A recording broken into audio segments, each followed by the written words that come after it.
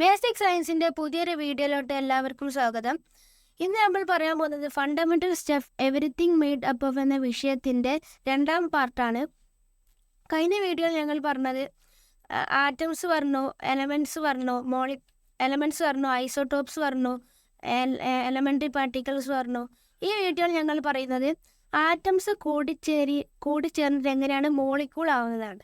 അങ്ങനെ കൂടിച്ചേരുന്നത് സയൻസിൽ പറയുന്ന പേരാണ് കെമിക്കൽ ബോണ്ട്. അപ്പോൾ ഈ ആറ്റംസ് പല വിധത്തിലും കൂടിച്ചേരും. അപ്പോൾ പല വിധത്തിലുള്ള ആ കെമിക്കൽ ബോണ്ട് ഉണ്ട്. ഇപ്പോൾ ഉദാഹരണത്തിന് ionic bond, covalent bond, metallic bond. ഇതൊക്കെ ഇന്നത്തെ വീഡിയോയിൽ പറയാൻ പോകുന്നത്. അപ്പോൾ അത് നമുക്ക് കെമിക്കൽ ബോണ്ടിലേക്ക് പോകുന്നതിൻ്റെ ആറ്റത്തിൻ്റെ കുറച്ച് പ്രത്യേകതയെക്കുറിച്ച് നോക്കാം. അപ്പോൾ ആദ്യം നമുക്ക് ആറ്റത്തിൻ്റെ സ്ട്രക്ചറിനെ നോക്കാം. ആറ്റത്തിൻ്റെ സ്ട്രക്ചർ അറിയുമ്പോൾ ഞാൻ കഴിഞ്ഞ വീഡിയോയിൽ പറഞ്ഞ പോലെ തന്നെ നടുവിലൊരു ന്യൂക്ലിയസ് ഉണ്ടാവും. ആ ന്യൂക്ലിയസിൻ്റെ അകത്ത് പ്രോട്ടോണും ഉണ്ടാവും, ന്യൂട്രോണും ഉണ്ടാവും. പ്രോട്ടോൺ ഒരു ചെറിയൊരു പോസിറ്റീവ് ചാർജ് ഉണ്ടാവും, ന്യൂട്രോണിൻ്റെ ചാർജ് ഇല്ല. പിന്നെ അതിൻ്റെ ചുറ്റും ഷെൽസ് ഉണ്ടാവും. ആ ഷെൽസിൽ ഇലക്ട്രോൺ അറിയുന്നൊരു പാർട്ടികൾ ഇങ്ങനെ മൂവ് ചെയ്തുകൊണ്ടിരിക്കും. അപ്പോൾ ഓരോ ഷെല്ലിനും വ്യത്യസ്ത പേരുണ്ട്. അപ്പോൾ അതൊന്നും ഇവിടെ പറയുന്നില്ല. ഇവിടെ ഈ ആറ്റംസിൻ്റെയൊക്കെ ലാസ്റ്റ് ഷെല്ലിൽ, ഔട്ടർ മോസ്റ്റ് ഷെല്ലിൽ, ഇപ്പോൾ ഒരു ഉദാഹരണത്തിന് ഒരു ആറ്റത്തിന് 5 ഷെല്ലുണ്ടായിരിക്കും. 5ാമത്തെ ഷെല്ലിനെ വിളിക്കുന്ന പേരാണ് വാലൻറ്റ് ഷെല്ല്, അല്ലെങ്കിൽ ഔട്ടർ മോസ്റ്റ് ഷെല്ല്, ഏറ്റവും അവസാനത്തെ ഷെല്ല്. അപ്പം ഇതാണ് ആറ്റത്തിൻ്റെ സ്ട്രക്ചർ. ഇനി അടുത്തതാണ് ആറ്റംസ് ആൻഡ് അയൺസ്. ആറ്റംസ് ഞാൻ നേരത്തെ പറഞ്ഞ പോലെ തന്നെ നടുവിലുള്ള ന്യൂക്ലിയസിൻ്റെ അകത്ത് പ്രോട്ടോണും ന്യൂട്രോണും ഉണ്ടാവും, പിന്നെ ഷെല്ലിൽ ഇലക്ട്രോണും ഉണ്ടാവും. പ്രോട്ടോണിൻ്റെ ചാർജ് പറയുന്നത് പോസിറ്റീവാണ്, ഇലക്ട്രോണിൻ്റെ ചാർജ് പറയുന്നത് നെഗറ്റീവാണ്.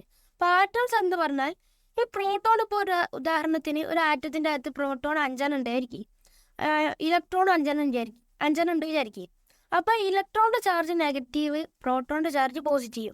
അപ്പോൾ 5 പോസിറ്റീവ് ചാർജും 5 നെഗറ്റീവ് ചാർജും പെട്ടൊരു ചാർജ് ഉണ്ടാവില്ലല്ലോ. അങ്ങനെ അപ്പോൾ ചാർജ് ഉണ്ടാവില്ല, ന്യൂട്രലേക്കും. ഇങ്ങനെ ന്യൂട്രൽ ആയതിനാണ് ആറ്റംസ് എന്ന് പറയാം. വേറെ എക്സാമ്പിൾ കൂടി പറയാം. ഇപ്പോൾ ഒരു ആറ്റത്തിൻ്റെ അകത്ത് 3 പ്രോട്ടോൺ ഉണ്ടായിരിക്കും, 3 ഇലക്ട്രോൺ ഉണ്ടാവും. അപ്പോൾ അവിടെ 2 നെഗറ്റീവ് ചാർജും പോസിറ്റീവ് ചാർജും ഒരേപോലെ ആവും. അപ്പോൾ അവിടെ ചാർജ് ഉണ്ടാവില്ല, ന്യൂട്രലായിരിക്കും. ഇനി അയൺസ് എന്ന് പറഞ്ഞാൽ, ഇപ്പോൾ ഒരു ഉദാഹരണത്തിന് ഒരു ആറ്റത്തിൻ്റെ അകത്ത് 5 പ്രോട്ടോൺ ഉണ്ടായിരിക്കും, പിന്നെ 6 ഇലക്ട്രോൺ ഉണ്ട്. അപ്പോൾ പ്രോട്ടോണിൻ്റെ ചാർജ് പോസിറ്റീവ് ആയിരിക്കും, ഇലക്ട്രോണിൻ്റെ ചാർജ് നെഗറ്റീവ് ആയിരിക്കും.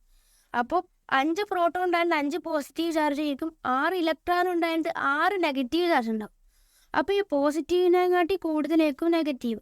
അപ്പോൾ ആ ആറ്റത്തിൻ്റെ ചാർജ് ഇത്രയ്ക്കും നെഗറ്റീവ് ആയിരിക്കും.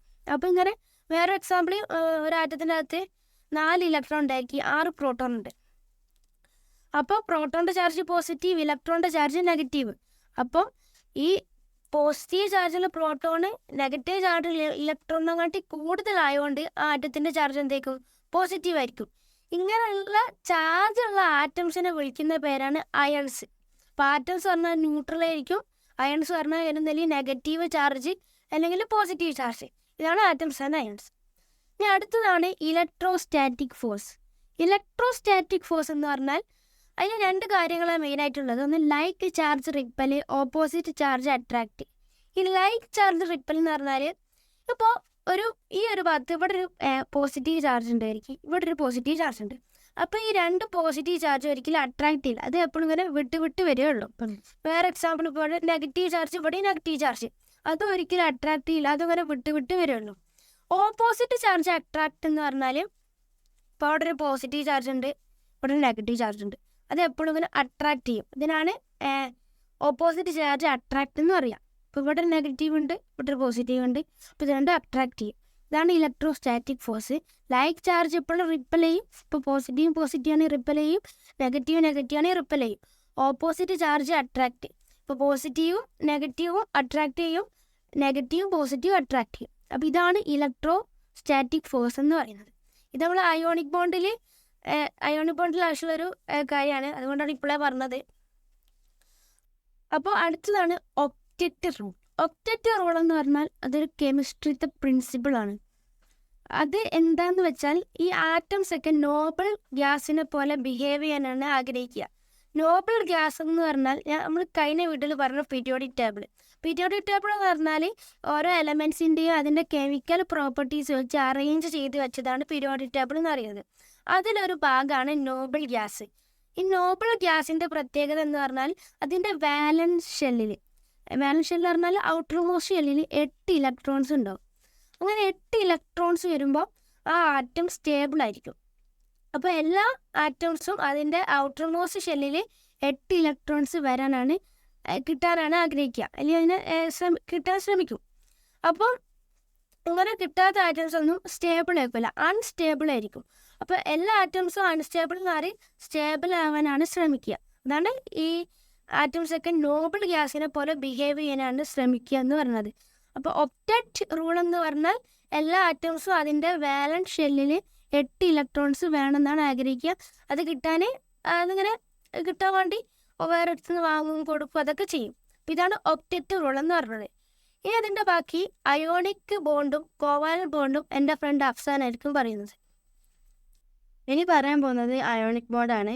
അയോണിക് ബോണ്ട് പഠിക്കാൻ ഇപ്പോൾ ഇവിടെ ഒരു ഉദാഹരണം എടുത്തിട്ടുണ്ട്. സോഡിയത്തിൻ്റെ എലമെൻറ്റിൻ്റെ ആറ്റവും ക്ലോറിൻ്റെ എലമെൻറ്റിൻ്റെ ആറ്റവും. അപ്പോൾ ഈ സോഡിയത്തിൻ്റെ എലമെൻറ്റിൻ്റെ ആറ്റത്തിൻ്റെ ഔട്ടർ ഷെല്ലിൽ ഒരു ഇലക്ട്രോൺ ഉണ്ട്.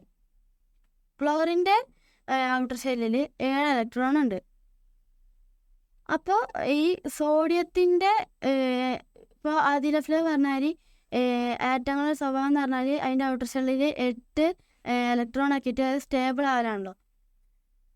അപ്പോൾ ഈ സോഡിയത്തിൻ്റെ ഒരു ഇലക്ട്രോണ് ക്ലോറിനെ കൊടുക്കും. അപ്പോൾ ക്ലോറിൻ സ്റ്റേബിൾ ആവും. അപ്പോൾ ഈ സോഡിയം സ്റ്റേബിൾ ആവും. അതെങ്ങനെ വെച്ചിട്ടുണ്ടെങ്കിൽ ഈ സോഡിയത്തിന് ഒരു ഇലക്ട്രോൺ ക്ലോറിന് കൊടുത്തല്ലോ, ആ സോഡിയത്തിൻ്റെ രണ്ടാമത്തെ ഷെല്ലിൽ 8 ഇലക്ട്രോൺ ഉണ്ട്. അപ്പോൾ സോഡിയം സ്റ്റേബിളായി. ഇനി ഇതിനൊരു വ്യത്യാസം വരുന്നുണ്ട്. എന്താണെന്ന് വെച്ചിട്ടുണ്ടെങ്കിൽ ഇപ്പോൾ ഒരു ഇലക്ട്രോണ് ക്ലോറിന് സ്വീകരിച്ചല്ലോ, സോഡിയത്തിൻ്റെ ഒരു ഇലക്ട്രോണ് പോയും ചെയ്ത്. അപ്പോൾ ക്ലോറിന് പ്രോട്ടോണെക്കാട്ടിയും ഒരു ഇലക്ട്രോൺ കൂടി, അപ്പോൾ അത് നെഗറ്റീവ് ചാർജായി. സോഡിയത്തിൻ്റേത് ഒരു ഇലക്ട്രോൺ പോയല്ലോ, അപ്പോൾ ഇലക്ട്രോണിനെക്കാട്ടി കൂടുതൽ പ്രോട്ടോണായി, അപ്പോൾ അത് പോസിറ്റീവ് ചാർജായി. അപ്പോൾ നേരത്തെ അതിലഫിൽ പറഞ്ഞ മാതിരി തന്നെ പോസിറ്റീവും നെഗറ്റീവും അട്രാക്റ്റ് ചെയ്യും. അപ്പോൾ അങ്ങനെ സോഡിയം ക്ലോറിനെ അട്രാക്റ്റ് ചെയ്യും. ഇതാണ് നമ്മൾ അയോണിക് ബോണ്ട് എന്ന് പറയുക. ഇനിയിപ്പോൾ ഇതിൽ എന്തെങ്കിലും സംശയം? അപ്പം അല്ലേ ഇവിടെ ഈ സോഡിയത്തിന് 3 ഷെല്ലാണുള്ളത്. അപ്പോൾ അതിൻ്റെ വേറെ ഷെല്ല് അറിയുന്നത് 3ാമത്തെ ഷെല്ലേക്കും. അപ്പം 3ാമത്തെ ഷെല്ലിൽ ഒരു ഇലക്ട്രോൺ ഉള്ളത്. അപ്പം അതിന് സ്റ്റേബിൾ ആവാൻ വേണ്ടി ആ ഇലക്ട്രോൺ ഒഴിവാക്കുന്നതായിരിക്കും നല്ലത്. അപ്പോൾ അങ്ങനെ ഒഴിവാക്കുമ്പോൾ അതിൻ്റെ ആ ഒരു ഷെല്ല് തന്നെ ഒഴിവാകും. അപ്പോൾ അതിൻ്റെ വേറെ ഷെല്ല് രണ്ടാമത്തെ ഷെല്ലാവും. അപ്പോൾ അങ്ങനെ രണ്ടാമത്തെ ഷെല്ലാകുന്ന സമയത്ത് അവിടെ 8 ഉണ്ടാവും. അപ്പോൾ സോഡിയം സ്റ്റേബിളായി.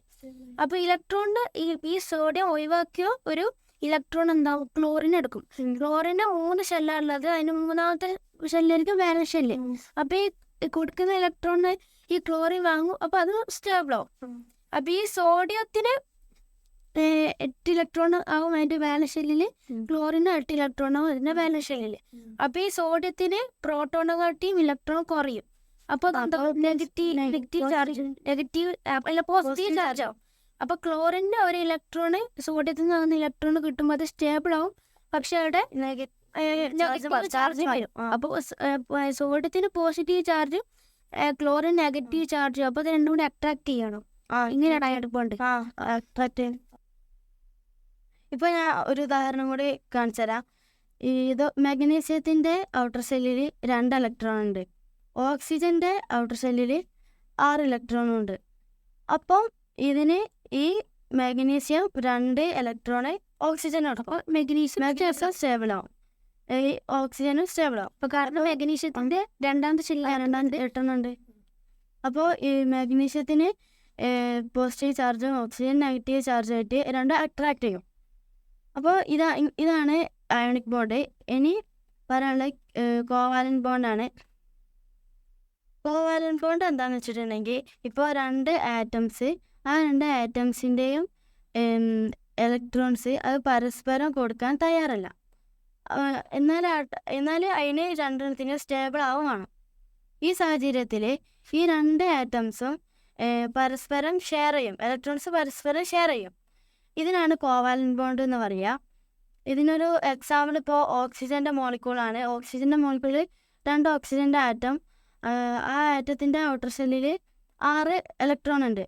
അപ്പോൾ ഇതിന് രണ്ടിനും സ്റ്റേബിൾ ആവും വേണം, എന്നാൽ ഇലക്ട്രോൺ കൊടുക്കാൻ താല്പര്യമില്ല. അപ്പോൾ ഇത് പരസ്പരം ഷെയർ ചെയ്യും. 2 ഇലക്ട്രോൺ അങ്ങോട്ട് കൊടുക്കും, 2 ഇലക്ട്രോൺ ഇങ്ങോട്ട് കൊടുക്കും. അപ്പോൾ ഇത് പരസ്പരം ഷെയർ ചെയ്ത് ഉപയോഗിക്കും. അപ്പോൾ ഇതിനാണ് കോവാലന്റ് ബോണ്ട് എന്ന് പറയുക. അപ്പോൾ ഇത്രയേ ഉള്ളൂ കോവാലന്റ് ബോണ്ട്.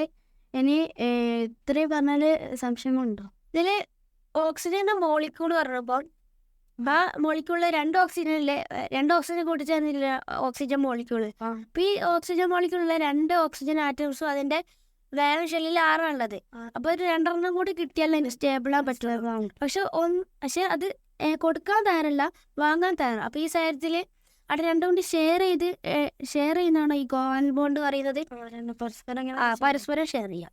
അപ്പോൾ ഇത്രയേ ഉള്ളൂ കോവാലന്റ് ബോണ്ട്. ഇനി അടുത്ത് മെറ്റാലിക് ബോണ്ടാണ്. അത് അതിലഫ്ലേ പറഞ്ഞുതരും. ഇപ്പോൾ അവസാനം പറയുന്നത് അയോണിക് ബോണ്ട് കോവാലന്റ് ബോണ്ടാണ്. ഈ അടുത്ത് മെറ്റാലിക് ബോണ്ടാണ്. മെറ്റാലിക് ബോണ്ട് ഈ കോവാലന്റ് ബോണ്ടും അയോണിക് ബോണ്ടും അപേക്ഷിച്ച് കുറച്ച് വീക്ക് ബോണ്ടാണ്. പിന്നെ ഈ മെറ്റാലിക് ബോണ്ട് നടന്നു കഴിഞ്ഞിട്ടുള്ള പ്രൊഡക്റ്റ് ആയിട്ടാണ് മെറ്റൽ.